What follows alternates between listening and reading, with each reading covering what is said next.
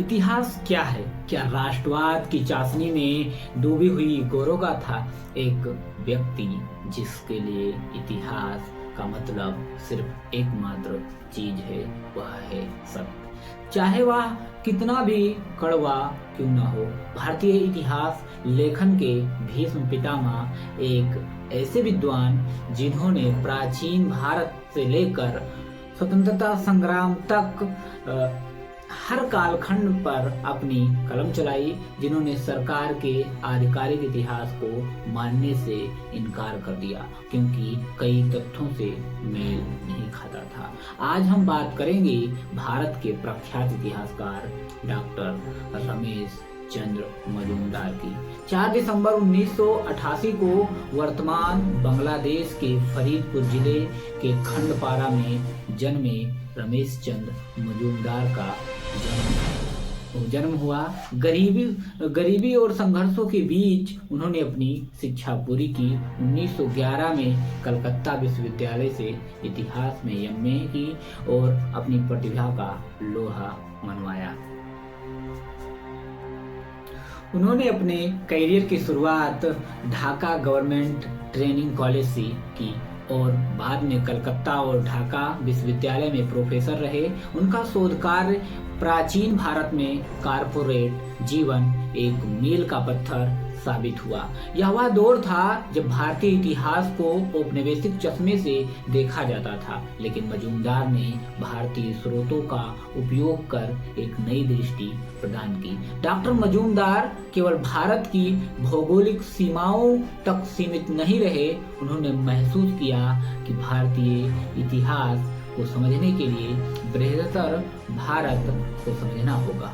उन्होंने चंपा, सुवर्णद्वीप और कंबोज के इतिहास पर विस्तृत शोध किया।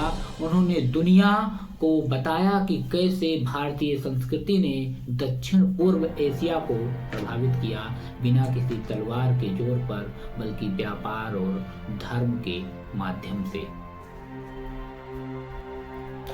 उनकी कार्यशैली वैज्ञानिक थी। वे भावनाओं में नहीं बहते थे। उनका मानना था कि इतिहासकार का काम जज की तरह होना चाहिए, वकील की तरह नहीं। उसे साक्ष्यों के आधार पर निर्णय देना चाहिए, न कि पहले से तय किसी निष्कर्ष को सिद्ध करने के लिए साक्ष्य जुटाने चाहिए। आजादी के बाद भारत सरकार ने स्वतंत्रता संग्राम का एक आधिकारिक इतिहास लिखने का निर्णय लिया। उनके जीवन का सबसे बड़ा संघर्ष मजूमदार का मानना था कि 1857 का विद्रोह न तो राष्ट्रीय था, न ही प्रथम स्वतंत्रता संग्राम। उनका कथन बहुत विवादास्पद रहा। तथा कथित प्रथम राष्ट्रीय स्वतंत्रता संग्राम न तो संग्राम था, न ही राष्ट्रीय और न ही स्वतंत्रता। सरकार चाहती थी कि इतिहास ऐसा लिखा जाए जो राष्ट्रीय एकता को बढ़ाए, लेकिन मजूमदार तथ्यों से समझौता करने को तैयार नहीं थे। उन्होंने सरकारी समिति से इस्तीफा दे दिया और अपनी स्वतंत्र पुस्तक प्रकाशित की। यह उनके बौद्धिक साहस का परिणाम था। सरकारी प्रोजेक्ट को छोड़ने के बाद भी मजूमदार रुके नहीं कि मुंशी और भारतीय विद्या भवन के सहयोग से उन्होंने वह कर दिखाया जो किसी चमत्कार से कम न था। उन्होंने the history and culture of the Indian people नामक 11 खंडों की विशाल श्रृंखला का संपादन किया। यह श्रृंखला आज भी भारतीय इतिहास का सबसे विस्तृत और व्यापक दस्तावेज मानी जाती है।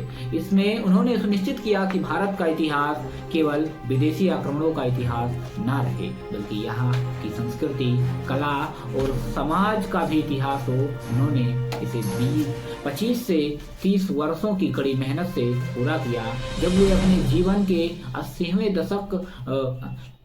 दशक में थे, 11 फरवरी 1980 को 92 वर्ष की आयु में इस महान तपस्वी ने अंतिम सांस ली। Doctor RC. मजूमदार को अक्सर राष्ट्रवादी इतिहासकार कहा गया, लेकिन उन्होंने खुद को हमेशा सत्यवादी माना। उन्होंने हमेशा सिखाया कि इतिहास को गर्व या शर्म के चश्मे से नहीं, बल्कि सत्य के दर्पण में देखा जाना चाहिए। इतिहास बदलता रहता है, लेकिन डॉक्टर मजूमदार द्वारा जलाई गई शोध और सत्यनिष्ठा की मशाल आज भी इतिहासकारों के लिए मार्गदर्शन का काम कर रही है।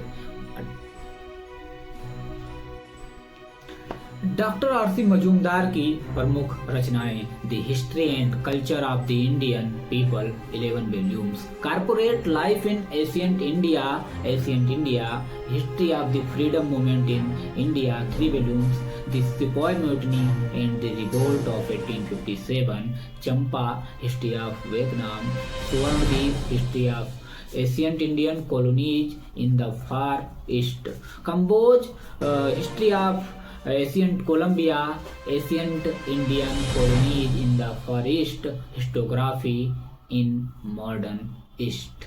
बहुत बहुत धन्यवाद।